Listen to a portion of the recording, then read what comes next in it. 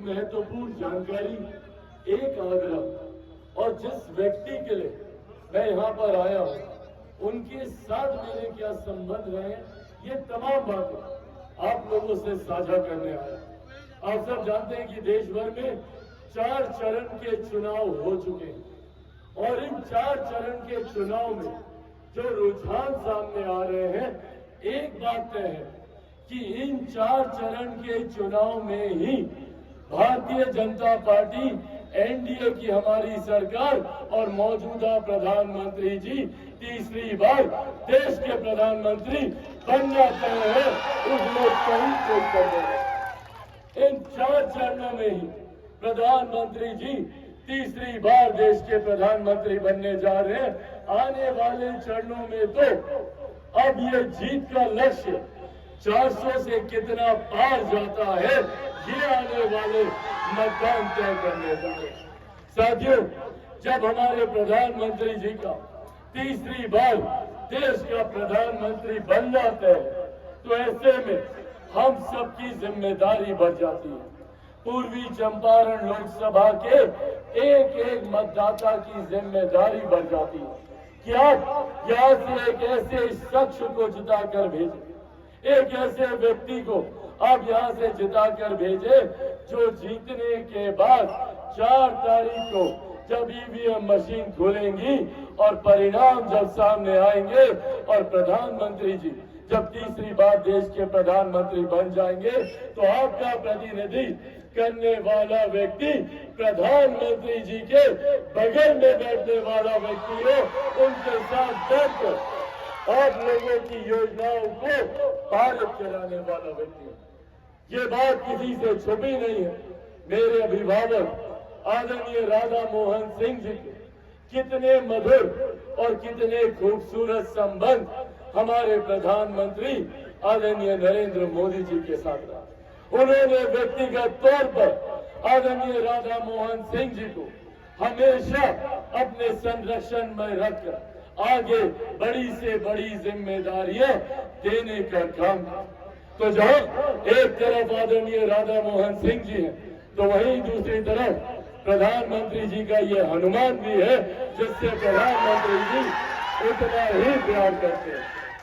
आज हम 2 लोग आपसे बस ये आग्रह करने आए कि जरूरी है आने वाले दिनों में जब बिहार से जब ईवीएम की मशीनें खुलेंगी, तो बिहार की 40 की 40 सीटें प्रधानमंत्री जी के खाते में जानी चाहिए।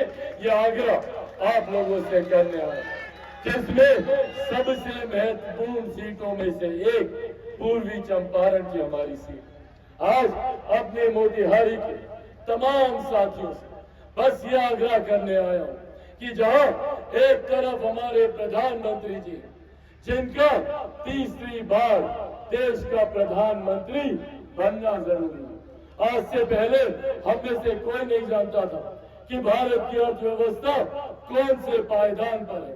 पहली बार देश में एक ऐसे प्रधानमंत्री आए जिन्होंने भारत की अर्थव्यवस्था को मजबूत करने का काम किया। आज हम लोग गर्व से कहते हैं कि दुनिया की 5वीं सबसे बड़ी अर्थव्यवस्था भारत की है। भारत की जब अर्थव्यवस्था मजबूत होती है, तो भारत के हर राज्य का राजस्व बढ़ता है, हर क्षेत्र का आर्थिक विकास होता है, हर गरीब व्यक्ति के हाथ में ज्यादा कमाई आती है, प्रति व्यक्ति आय में इजाफा होता है। और यही कारण है कि पिछले 10 सालों में 25 करोड़ से ज्यादा लोग गरीबी रेखा से बाहर निकले। हमारे प्रधानमंत्री जी ने लक्ष्य रखा है कि 2047 तक भारत को एक विकसित देश बनाना है। भारत विकसित देश तब बनेगा जब भारत का हर एक राज्य, बिहार जैसा राज्य जब विकसित राज्य बनेगा, जब बिहार का हर एक जिला विकसित, हर एक पंचायत विकसित, बिहार का हर एक गांव जब विकसित बनेगा, तब जाकर हमारा देश 2047 तक एक विकसित देश बनेगा। और इसकी नींव में हमारे प्रधानमंत्री जी ने कार्य करना भी शुरू कर दिया। महिलाएं यहाँ पर मौजूद हैं। आज से पहले किसी प्रधानमंत्री ने महिलाओं के सम्मान की चिंता नहीं की। पहली बार देश में एक ऐसे प्रधानमंत्री आए जिन्होंने महिलाओं के सम्मान की चिंता करते हुए उनके लिए शौचालय का निर्माण किया। उज्ज्वला योजना घर घर पहुंचाकर चूल्हे चौके से होने वाले स्वास्थ्य पर हानिकारक प्रभाव से महिलाओं को बचाने का काम किया। कोई गरीब व्यक्ति आर्थिक अभाव में इलाज से वंचित न रह जाए, 5-5 लाख रुपए का मुफ्त इलाज आयुष्मान योजना के तहत कराने का प्रावधान हमारे प्रधानमंत्री जी ने किया। हमारे प्रधानमंत्री जी ने आज हम लोग को गर्व होता कि देश की ही नहीं दुनिया की सबसे बड़ी गरीब कल्याण की योजना, जिसका श्रेय मैं मेरे नेता, मेरे पिता आदरणीय रामविलास पासवान जी को भी देता हूँ, जिसमें यकीनन भूमिका आदरणीय राधा मोहन सिंह जी की भी रही। कृषि मंत्री के तौर पर इन्होंने भी इसमें एक अपनी अहम भूमिका देने का काम किया और आज देश भर में प्रधानमंत्री गरीब जन कल्याण अन्न योजना के तहत देश भर में 81 करोड़ लोगों को मुफ्त में राशन दिया जा रहा है। ये सिर्फ हमारे प्रधानमंत्री आदरणीय नरेंद्र मोदी जी, जब प्रधानमंत्री जी ने सरहद से हमारी सीमाओं को सुरक्षित रखा तो अंतरिक्ष के माध्यम से देश को विकास की राह पर आगे बढ़ाने का काम किया। हमारे प्रधानमंत्री जी जहाँ एक तरफ गरीबों को मुख्य धारा के साथ जोड़ने की सोच के साथ आगे बढ़ रहे हैं, तो वहीं कई विपक्षी दल भी, कई विपक्षी नेता हैं जो गठबंधन बनाकर आप लोगों के बीच आएंगे, बड़ी बड़ी बातें करेंगे। कांग्रेस, राजद, इनके घटक दल ये लोग आएंगे और बड़ी बड़ी बातें करेंगे, पर याद रखिएगा कौन है ये लोग?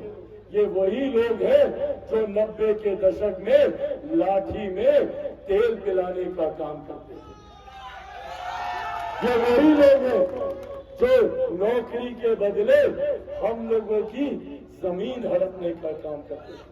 55 साल तक कांग्रेस सत्ता में रही, 15 साल तक राजद सत्ता में रही। चाहते तो आज बिहार के एक एक गांव को विकसित कर सकते थे, पर नहीं किया। इन्होंने अपने परिवार के अलावा किसी की चिंता करना इन लोगों ने जरूरी नहीं समझा। और जो नौकरी अभी तक आप लोगों से ये हथियाते थे, अब उसकी विधिवत व्यवस्था तैयार कर रहे हैं। आप सब लोगों ने सुना होगा इनहेरिटेंस टैक्स, अब विरासत पे टैक्स। चाचा सुनिएगा, इसका गंभीर विषय, विरासत पर टैक्स लगाएगी कांग्रेस और राजद। क्या है ये विरासत पर टैक्स? जितना जमीन जायदाद आप लोगों का है ना, जो भी गरीब किसान का छोटा से छोटा जमीन हो या गरीब मजदूर की जो भी संपत्ति हो, या चाची आप लोगों का जो गहना जेवर आप लोग रखी है ना घर पर, ये कांग्रेस राजद का लोग आएगा ना तो उसका 55% हिस्सा आप लोगों से छीन लेगा। उसका 55% हिस्सा अपनी संपत्ति में जोड़ देगा। ये विरासत कर, विरासत टैक्स कांग्रेस और राजद के लोग लाना चाहते हैं। और ये बात आप लोगों के बीच ना आए तो झूठ बोलने का काम करते हैं। क्या झूठ बोलते हैं? कभी बोलेंगे संविधान को खतरा है, कभी बोलेंगे आरक्षण को खतरा है, कभी बोलेंगे लोकतंत्र को खतरा है। ये लोग, ये कांग्रेस जैसे लोग लोकतंत्र की चिंता करेंगे, जिन्होंने सन 75 में आपातकाल लगाकर सही मायनों में लोकतंत्र की हत्या करने का काम किया। आज ये लोग लोकतंत्र के संरक्षक बनेंगे। और जो लोग संविधान और आरक्षण के खतरे की बात करते हैं, आज आप लोग के सामने मैं मेरे नेता, मेरे पिता आदरणीय रामविलास पासवान जी के संघर्षों की कसम खाकर आप लोगों से वादा करके जाता हूं कि जब तक चिराग पासवान जिंदा है, न संविधान को कोई खतरा है, न आरक्षण को कोई खतरा है। पर हाँ, खतरा है तो ऐसे ये जो महागठबंधन के महाठाक लोग हैं, इन लोगों से खतरा। ये लोग आएंगे ना तो जितनी गरीब कल्याण की योजना, हमको हाथ उठाकर बताइए कितने लोगों को 5-5 किलो अनाज हर महीने मिलता है? हाथ उठाकर बताइए। अनाज मिलता है ना चाची? मिल रहा है ना? छीन लेगा ये लोग। कांग्रेस आएगा ना, राजद का लोग आएगा ना, अनाज देना बंद कर देगा। ये लोग नहीं चाहता कि गरीब मुख्य धारा के साथ जुड़े। आप लोग का अनाज बंद कर देगा। 5-5 लाख रुपए का जो मुफ्त इलाज मिल रहा है ना, उसको बंद कर देगा। जितना उज्ज्वला, कृषि सम्मान निधि, सब योजना को ये लोग बंद कर देगा, क्योंकि ये लोग 55 साल में गरीब को आगे नहीं बढ़ाया। आज भी ये लोग नहीं चाहते। इन लोगों को जलन होती है कि काहे एक प्रधानमंत्री एक गांव में बैठे हुए महिला, एक गांव में बैठे हुए बुजुर्ग, एक गांव में जिंदगी व्यतीत कर रहे युवा की चिंता कर रहे। इसीलिए साथियों, आज आप लोगों से ये आग्रह कर रहे हैं कि हम सबको एकजुट होने की जरूरत है, एकत्रित होने की जरूरत है। और ये आह्वान खास तौर पे अपने नौजवान युवा साथियों से हम करेंगे। पहचानिए अपनी ताकत को। 65% आबादी देश में युवाओं की ऐसी है जिनकी आयु 35 वर्ष से कम है। अगर हम एकजुट हो जाएं, अगर हम एकत्रित हो जाएं, तो दुनिया की कोई भी ताकत हम लोगों को आगे बढ़ने से नहीं रोक सकती। जरूरत है हमें एकजुट होने की। ये लोग हम लोग को जात पात धर्म मजहब में इतने सालों से बांटते हैं। आज प्रधानमंत्री जी के नेतृत्व में हम सब आगे बढ़ने का काम कर रहे हैं। आज प्रधानमंत्री जी ने तमाम विवादित मसलों को हल करने का काम किया। धारा 370 की बात हो या फिर भगवान श्री राम, लाल लल्लम राम लल्लम कैसे एक टेंट के नीचे 500 साल से विराजमान थे। धूप गर्मी आंधी तूफान में वहीं पर वो एक टेंट के नीचे राम लल्ला विराजमान थे। पहली बार देश में कोई ऐसे प्रधानमंत्री आए जिन्होंने अयोध्या में भव्य राम मंदिर का निर्माण करके भगवान श्री राम को उस भवन में पहुंचाने का काम। आदि आबादी महिलाओं को नारी शक्ति अधिनियम के तहत उचित प्रतिनिधित्व भारत की संसद में देने का काम किया। और उन्हीं की इसी सोच को आदरणीय राधा मोहन सिंह जी यहाँ पर जमीन पर उतारने का काम किया। साथियों, मेरे नेता, मेरे पिता आदरणीय रामविलास पासवान जी जब तक जीवित थे, वो अपने साथी, अपने भाई आदरणीय राधा मोहन जी के लिए हमेशा आप लोग के बीच आते थे, आप लोगों का आशीर्वाद मांगते थे।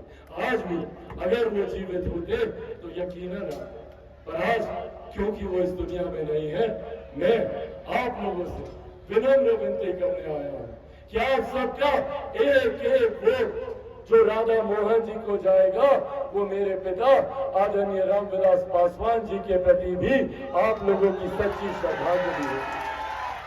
और आप सबका एक एक वोट यहाँ सिर्फ आदरणीय राधा मोहन जी को भारत की संसद में भेजेगा, बल्कि हमारे प्रधानमंत्री आदरणीय नरेंद्र मोदी जी को तीसरी बार देश का प्रधानमंत्री बनाएगा। हमारे मुख्यमंत्री आदरणीय नीतीश कुमार जी को मजबूती देने का काम करेगा। आदरणीय जीतन राम मांझी जी को मजबूती देने का काम करेगा। आदरणीय उपेंद्र कुशवाहा जी को मजबूती देने का काम करेगा। और आप सबके बेटे, आप सबके भाई चिराग पासवान को भी आपका ये वोट मजबूती देने का काम करेगा। तो सब लोग तैयार है ना? आगामी 25 तारीख को जाइएगा ना? सब लोग जाइएगा? अकेले जाइएगा? अकेले नहीं जाना। तमाम युवा साथियों की जिम्मेदारी है ये। गांव से चाचा चाची, गर्मी है, धूप है, सबको लेकर जाना। चाचा चाची, दादा दादी, नाना बुजुर्ग, सबको लेकर जाना। जिम्मेदारी निभाइएगा ना? अपने अपने बूथ पर 100% मतदान करवाइएगा। कौन से छाप पर बटन दबाइएगा? कमल छाप पर। कमल छाप पर बटन दबाकर आदरणीय राधा मोहन जी को जिताकर भेजिए। आप लोगों की सबसे बड़ी ये योगदान हमारे प्रधानमंत्री जी को प्रधानमंत्री बनाने में होगा। देश में 400 पार के लक्ष्य के साथ हम लोग आगे बढ़ रहे हैं। उसमें पूर्वी चंपारण का एक महत्वपूर्ण योगदान होना चाहिए। होगा ना? तो एक बार दोनों हाथ उठाकर जोरदार ताली मारकर अपना आशीर्वाद दे दो।